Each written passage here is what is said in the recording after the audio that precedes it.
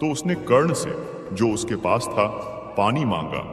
कर्ण जहां था उसके पास पानी का एक गड्ढा था, किंतु कर्ण ने मरते हुए अभिमन्यु को पानी नहीं दिया, इसलिए उसका जीवन भर दानवीरता से कमाया हुआ पुण्य नष्ट हो गया। बाद में उसी गड्ढे में उसके रथ का पहिया फंस गया और वो मारा गया। अक्सर ऐसा होता है कि हमारे आसपास कुछ गलत हो रहा होता है और हम कुछ नहीं करते। हम सोचते हैं कि इस पाप के भागी हम नहीं हैं, किंतु मदद करने की स्थिति में होते हुए भी कुछ ना करने से हम उस पाप के उतने ही हिस्सेदार हो जाते हैं।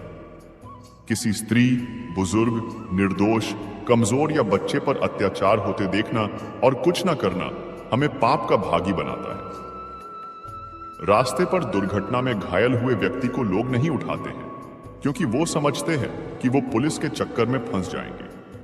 इससे आपके अधर्म का एक क्षण सारे जीवन के कमाए धर्म को नष्ट कर सकता है। महाभारत के युद्ध के पश्चात श्री कृष्ण भीष्म पितामह से मिलने पहुंचे तो भीष्म ने कृष्ण से पूछा कि केशव, मुझे इतना दर्द क्यों हो रहा है? तब कृष्ण कुछ देर बाद बताते हैं कि पितामह, आप एक जन्म में राजा थे। आप कहीं जा रहे थे, रास्ते में एक सांप था, आपने उसे मरा समझकर अपने तीर से उठाकर फेंक दिया। वो नुकीले कांटों में जा गिरा, उसके कांटे उसके शरीर को बुरी तरह चुभ रहा था।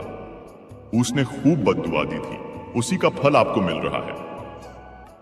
जो कांटों का दर्द उसे हो रहा है, वही दर्द आपको तीरों की सैया के नुकीले बाण चुभ रहा है, वही एहसास आपको हो रहा है।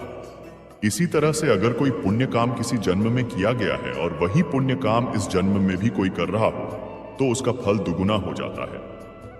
पिछले जन्म के और कई जन्मों के फल भोगने के लिए ही प्रारब्ध कर्म बनता है। बहुत पुरानी कहावत है, जैसा कर्म करोगे वैसा ही फल पाओगे। मतलब अच्छे कर्म करोगे तो अच्छे फल पाओगे और बुरे कर्म करोगे तो बुरे फल पाओगे। यह हम सब ने सुना तो है, लेकिन अंदर से विश्वास इस पर हम बहुत कम कर पाते हैं, क्योंकि हमें लगता है कि अच्छे कर्मों का अच्छा फल हमें नहीं मिलता है, या फिर यह आपके मन का वहम है, क्योंकि आप सच्चाई नहीं देख रहे, असलियत नहीं देख रहे। क्योंकि कर्मों का विधान, कर्मों का नियम तो अपने तरीके से ही काम करता है, वो आपके सोचने से बदल नहीं जाता।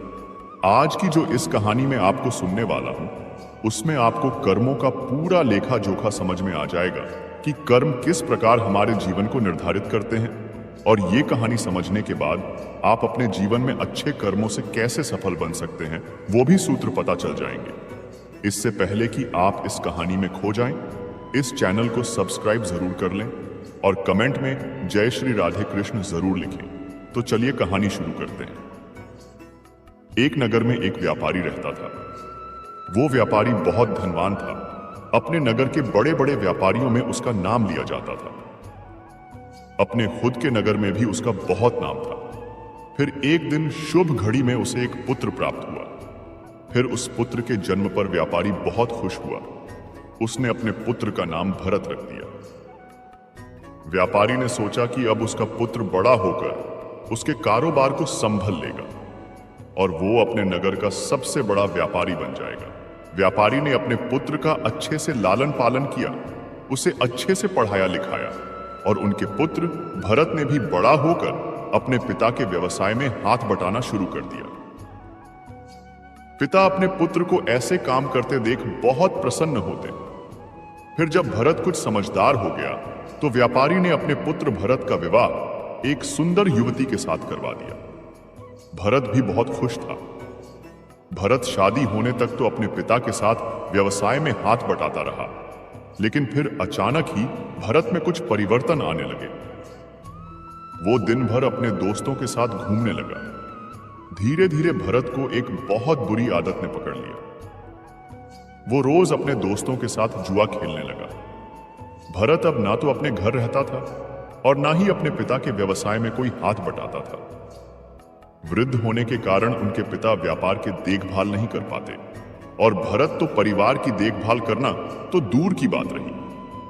वो तो अपने पिता के द्वारा कमाए गए धन को जुए में बर्बाद कर दिया करता था। व्यापार की देखभाल नहीं होने के कारण धीरे धीरे उसका व्यापार में भी बहुत नुकसान होने लगा। भरत के पिता ने भरत को भी बहुत समझाया कि मैंने इतनी मेहनत करके इतना बड़ा व्यापार खड़ा किया है। तुम इस जुए खेलने की आदत को, इस गंदी आदत को छोड़ दो, नहीं तो एक दिन